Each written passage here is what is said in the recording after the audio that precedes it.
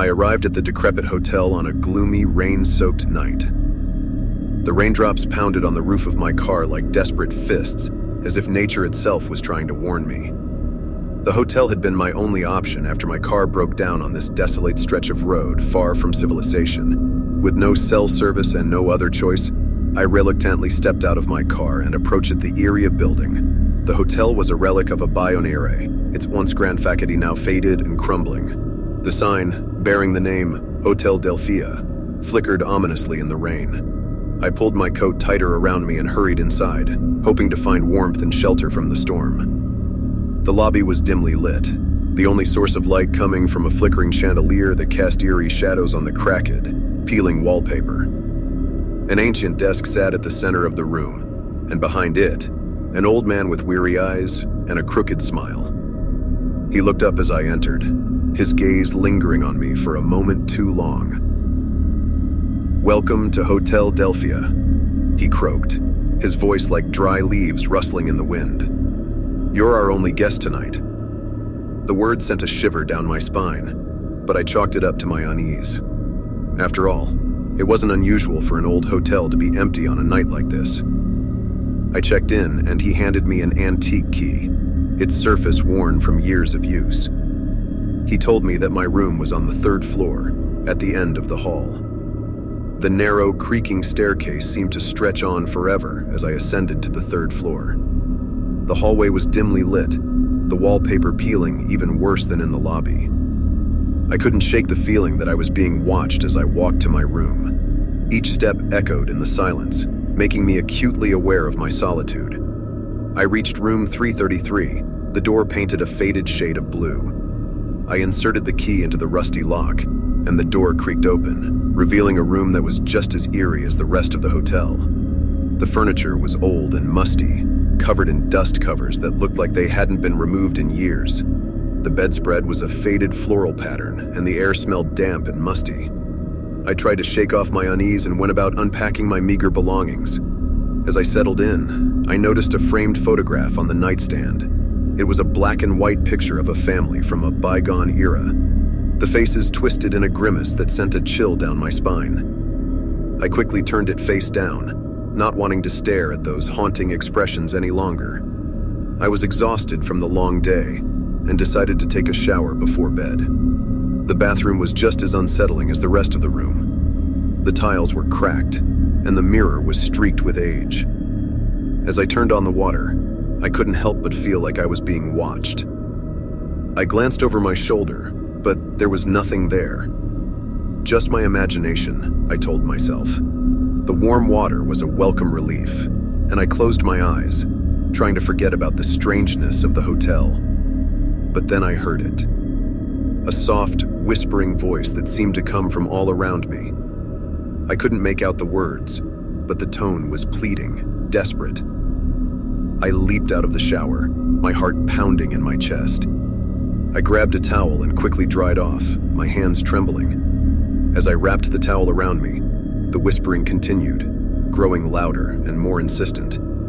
It was as if a chorus of ghostly voices filled the bathroom, their words unintelligible but filled with longing and sorrow.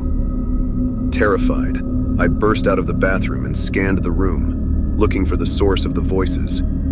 The whispering seemed to be coming from the framed photograph on the nightstand. I snatched it up and stared at the faces in the picture, their eyes now wide with terror. In that moment, I knew I had to get out of that room. I threw on some clothes and grabbed my car keys, not bothering to pack up my belongings. As I rushed out of the room and down the hallway, the whispering followed me, growing louder and more desperate with each step. It echoed in my ears, a haunting cacophony that threatened to drive me mad. I made it to the lobby and practically threw the key at the old man behind the desk. He didn't protest as I fled the hotel, the rain now a torrential downpour. I jumped into my car, not caring about the soaked seats, and sped away from that accursed place. The whispering voices haunted me all the way to the nearest town, and even now, as I sit in a well-lit motel room, I can still hear them faintly in the back of my mind. I don't know what malevolent force resides in Hotel Delphia, and I don't want to find out.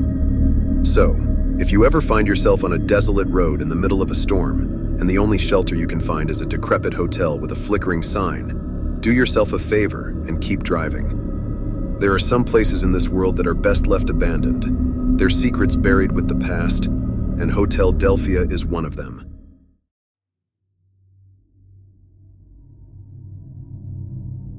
I never imagined that a hotel could be a place of terror until that fateful night when I checked into the decrepit Silverwood Inn. Nestled deep within the remote woods, its ominous silhouette seemed to beckon me as I drove down the winding, desolate road.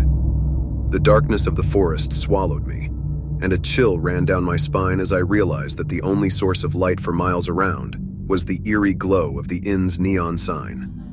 The lobby was as unsettling as the exterior. Faded wallpaper peeled from the walls, revealing glimpses of a long-forgotten elegance. The reception desk was manned by a haggard-looking woman with vacant eyes, who handed me an ancient brass key without uttering a word.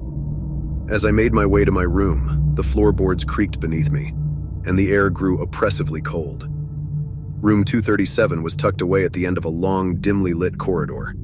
The key turned in the lock with a metallic groan, and the door swung open, revealing a space that looked like it had been untouched for centuries. Dust-covered furniture, moth-eaten curtains, and a musty odor that clung to the air. I shuddered at the sight but was too exhausted to care.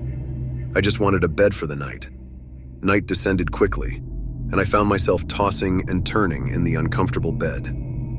My fitful sleep was plagued by strange dreams, filled with whispers that seemed to emanate from the very walls. At one point, I woke with a start, convinced I had heard my name being called in a distant, plaintive voice. I tried to dismiss it as a trick of my imagination, but my unease only grew.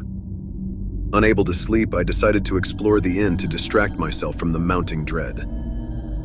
As I wandered the darkened hallways, I couldn't shake the feeling that I was being watched. The hotel's decor, once elegant, had become a grotesque parody of itself, with peeling wallpaper revealing grotesque, leering faces beneath. The windows were covered in grime, obscuring any view of the outside world. I descended a narrow staircase that seemed to lead to the basement. The air grew even colder as I descended, and the sense of foreboding became overwhelming. When I reached the bottom, I found myself in a dimly lit corridor lined with doors, each one labeled with a number. At the far end, I could hear the faint sound of dripping water. Approaching one of the doors, curiosity got the better of me, and I slowly turned the handle. The room beyond was a small, windowless chamber, its walls covered in strange symbols that seemed to writhe and pulse with an otherworldly energy. In the center of the room stood an ancient, ornate mirror. As I gazed into the mirror, my reflection began to change. My face contorted into a grotesque, twisted mask, and my eyes glowed with malevolence. I tried to tear myself away from the mirror's grasp, but I was frozen in place. The room seemed to close in around me, and the mirror's surface rippled like water. Suddenly, I was thrust into a nightmarish vision. I was standing in a dark forest, surrounded by towering trees that seemed to whisper and sway with a sinister intent. Shadows moved just beyond the edge of my vision, and a sense of impending doom hung in the air. In the distance, I could hear the sound of footsteps approaching, slow and deliberate. Panic gripped me as I realized that something was hunting me in the darkness. I tried to run, but my feet felt like lead, and the forest seemed to stretch on endlessly. The footsteps drew nearer, and I could see a figure emerging from the shadows. It was a grotesque, hulking creature, its skin a sickly shade of gray, its eyes empty and soulless. It reached out with long, bony fingers, and I screamed as it closed in on me. I jolted awake, drenched in sweat, back in the decrepit room of the Silverwood Inn. It took me a moment to catch my breath and realize that I had been trapped in a terrifying nightmare. The mirror stood before me, but now it was just an ordinary mirror, reflecting my frightened and disheveled appearance. I knew then that I had to leave this accursed place, that something malevolent dwelled within its walls. I grabbed my belongings and rushed to the lobby, where I found the receptionist gone. The front door was locked from the inside, and no matter how hard I pushed and pulled, it wouldn't budge. Desperation set in as I realized that there was no escape. The Silverwood Inn had claimed me as its prisoner, and I was trapped in its nightmarish embrace. The whispers grew louder, The walls seemed to close in, and the malevolent presence that lurked within the hotel drew closer with every passing moment. As I write these words in the dim light of my room, I can hear the footsteps approaching, slow and deliberate. The same footsteps from my nightmare. I know that I will never leave this place, that I will become just another lost soul trapped in the cursed halls of the Silverwood Inn, forever haunted by its dark and sinister secrets.